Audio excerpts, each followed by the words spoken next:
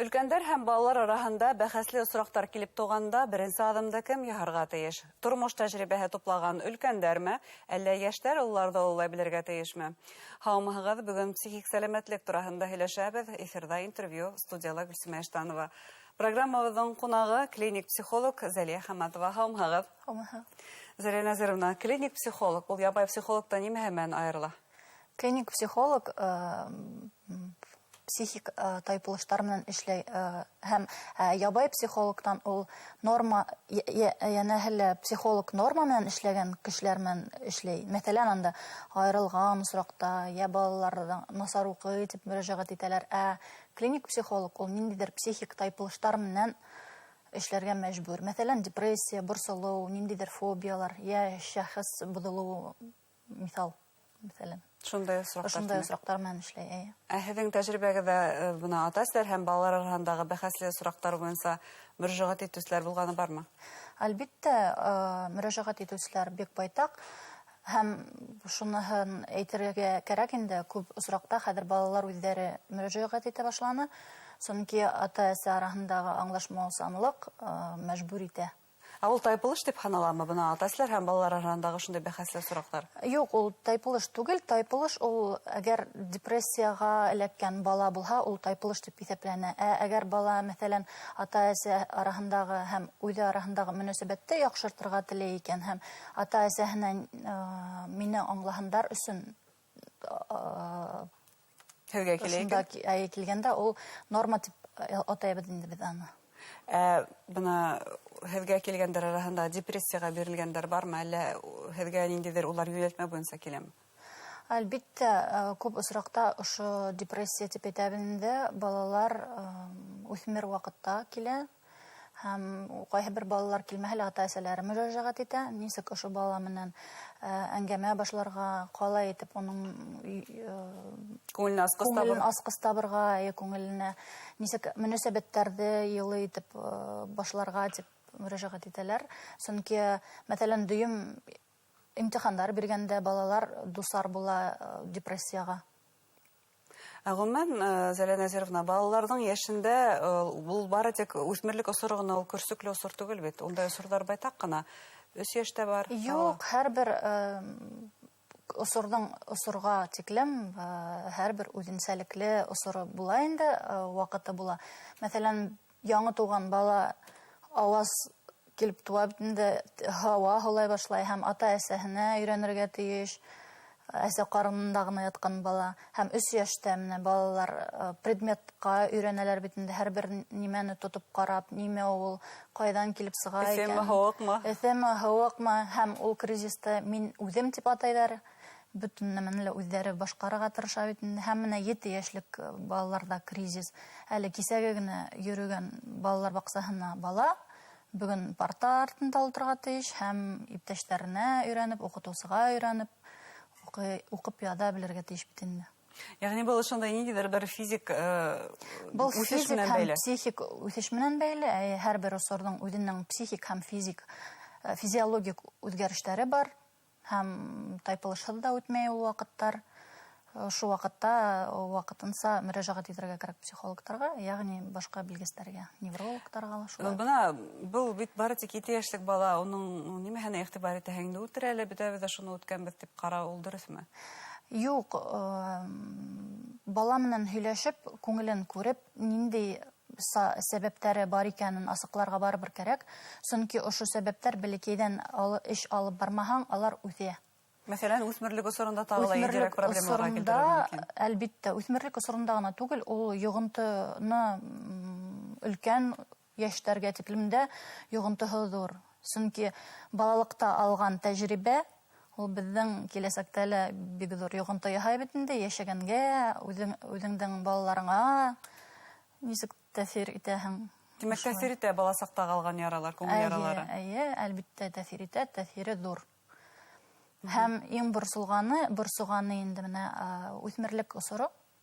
Үсмерлек осыры хәзер яше алдан 13-14 яшь булса, хәзер ул бик иртә башлана, 9-10 яшьлек балаларның да үсмерлек осыры башлана. Әйе. Ә был нимәгә бәйле?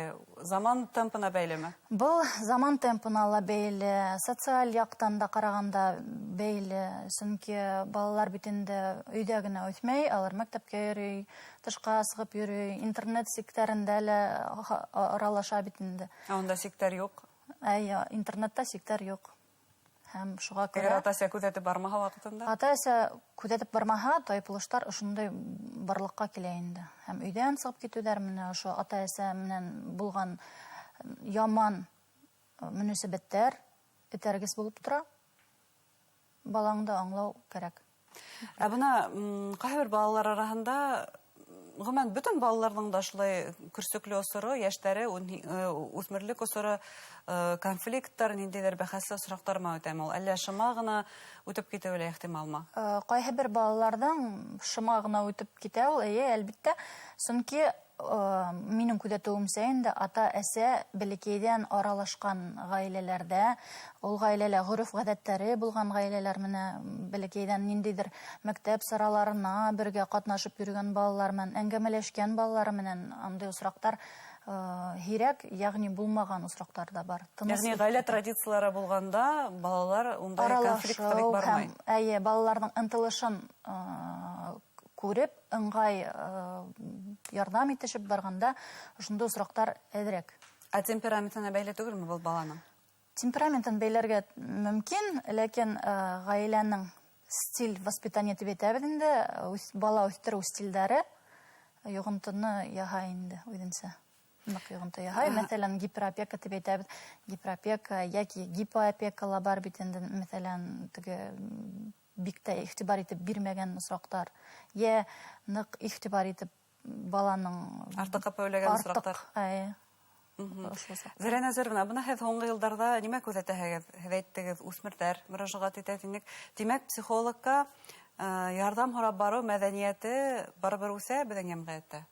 Әлбәттә, чөнки бу кирәк тә мәдәниятте үстерүгә. Чөнки хәзерге вакытта социаль үзгәрешләр бит инде, төрле үзгәрешләр ыңгае, кешенең психикаһы тоже үзгәрешкә дусар һәм кешеләргә мөрәҗәгать итәргә кирәк. Үзләренә ябылуы бәләгә килтерергә лә мөмкин, чөнки менә күп мисалдар бар бит инде. Кызганычка каршы, ошуга yetkермәскә психологларга һәм гомумән үзеңә ябылмаска, үзеңдә көч табып әңгәмәләшергә кирәк. Белгечләргә мөрәҗәгать итәргә кирәк. Ә үсмерләр һеҙҙең турала алар кайдан белә? Аларга ниндидер мәгълүмат еткереләме укытыусылар тарафынан? Мәсәлән, мәктәптә мәктәп психологтары эшләп бара бит инде. Ышаныс телефондары ла хәзер бар. Улар балалар ошонда шылтыратып үзләренең һөйләй алмаган сердәрен унда асырга мөмкин, чөнки аларга уңайлы бер яктан аларды күрмәйләр, алар үз сәбәпләрен, проблемаларын әйтеп, анонимлык хаклана димәк. Ыңгай кәңәшләр алып, үзләренчә эш итәләр инде. Мин уйлавымча, ата-әсә белергә тиеш баланың калай үскәнен, ынтылышын һәм нинди тайпылыштарга дусар булганын. Һәм психологка шылтыратканда мөгаен ата-әсә белергә, аңларга тиештер. Димәк, нимәгәдер игътибар итәргә тиеш. Әлбәттә, игътибар итәргә тиеш. Безгә килгән ата-әсәләр, без күздәрен асырга тырышабыз инде. Чөнки күп гаиләләр менә килә, әле практиканан алып әйтәм. Күп ата-әсә без алай үсмәнек бит, бездә алай итмәнеләр бит, бездән кем һораган дип әйтәләр.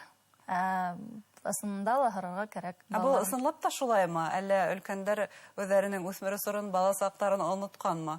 Хәзерге балалар ысынлап та бездән аерыламы? Дөресен әйткәндә, кайбер ата-әсәләр тагын шул практиканан алып әйтәм инде. Кайбер кыек-мыектарын әйтеп бетермәйләр алар. Үзләренең тәҗрибәләрен әйтеп бетермәйләр. Без алай үтмәнек, без алай итмәнек диләр дә куялар. Оныткандар, әйтәләр килмәй. Шундый осрактар. Оныторга тырышкандар килеп сыга. Бала менән әңгәмәләшкәндә, ышаныслы мөнәсәбәттәр булдырганда, ата-әсә үзенең тәҗрибәһен, баласак тәҗрибәһен һөйләргә тиеш. Ыңгай яктарын, яман яктарын да белдертергә тиеш бит инде. Гомумән, Әзәлия Нәзировна, бына ата-әсәләргә нинди кәңәштәр yetkерергә, шундай балаларның яшендәге ниндидер көрсөкле осырларда, моменттарда конфликтһыҙ гына үткәреп ебәрергә. Нисек? Беренсенән әйтер инем, менә хәҙер үк бәләкәй ваҡыттан уҡ бала әле үҫмер түгел тип түгел, ә бәләкәйҙән уҡ эште башларға кәрәк ғөмүмән. Сөнки бәләкәйҙән һалһаң балаға, ошо үҫкәнгә тиклемдә үҙе менән бара бит инде төрлө ғөрөф-ғәҙәттәр һәм ынтылыштары менән ҡыҙыҡһыныу, ғаилә-ара мөнәсәбәттәр. Үҫмер ваҡытта ошондай проблемаларға дусар булһалар инде, ҡыйынһынмаҫҡа һәм белгестәргә, психологтарға мотлаҡ рәүештә мөрәжәғәт итергә кәрәк, әлбиттә. Сөнки балалыҡ осоро, үҫмерлек осоро ул бер тапҡыр. Унда төрлө сәбәптәр ҙә бар бит инде, теге иләҫ-миләҫ саҡтары ла бар. Һәм ниндәйҙер ауыр компанияларға эләккән осорҙар да бар.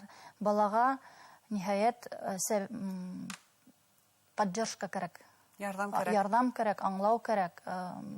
Эстәге булған тойғоларын, эмоцияларын белергә кәрәк. Иң мөһиме, ата-әсәләр үҙҙәренең дә ҡасандыр бала булғанын онотмаһындар ине, шулай бит. Әлбиттә. Ҙур рәхмәт һеҙгә әңгәмәгеҙ өсөн. Хөрмәтле тамашасылар, беҙҙең студияла клиник психолог Зәлиә Хамматова булды. Ғаиләнең психик сәләмәтлеге тураһында һөйләштек. Иғтибарығыҙға ҙур рәхмәт.